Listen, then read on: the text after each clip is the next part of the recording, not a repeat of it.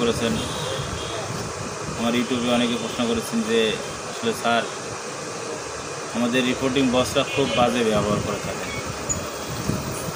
খুব বাজে ব্যবহার করেন, যার কারণে আমরা চাকরিটা ছেড়ে দিতে বাধ্য হচ্ছি।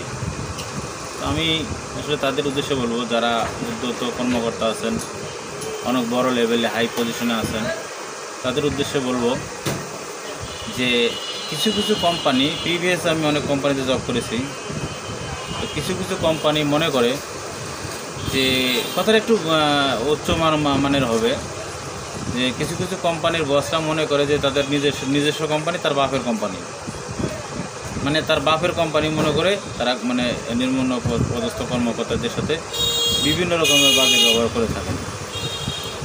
দেখেন, আপনার কোনো দাম নাই, আপনি একজন জিএম, এনএসএম, কোম্পানির সিইও, আপনার কোনো দাম নাই যদি একজন সেলসম্যান ভালো কাজ না করে। মানে রোড লেভেলে যে সেলসম্যানটা কাজ করতেছে তাদের সাথে আপনি বাজে ব্যবহার করতেছেন।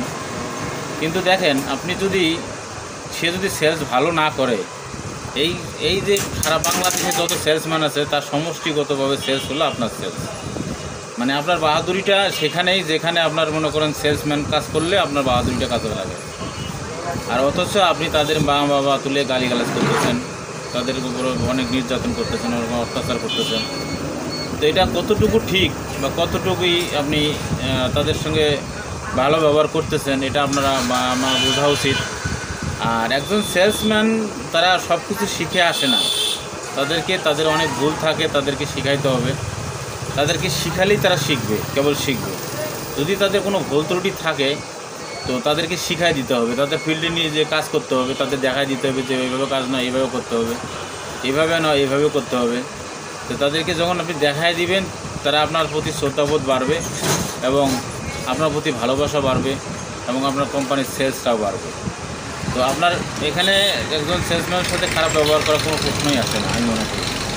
তো প্রত্যেকটা সেলসম্যানকে ভালোবাসুন, সেলসম্যান ভালোবেসে তাদের সেলসটা বের করে নিয়ে আসুন, পারলে সহযোগিতা করুন, সহযোগিতা না করলে তাদেরকে গালিগালাজ করবেন না। তো এটা দুঃখজনক ব্যাপার যে আমরা অনেকেই এই গালিটাকে পেশা হিসেবে নিয়েছি, বা গালি দিলেই মনে কাজ হবে না, ভালোবেসে যতটা কাজ হবে গালি দিয়ে ততটা কাজ হবে না, আমি মনে করি। আর আপনার ব্যক্তিত্ব যদি ভালো হয় তাহলে আপনি কাউকে গালিগালাজ করবেন না।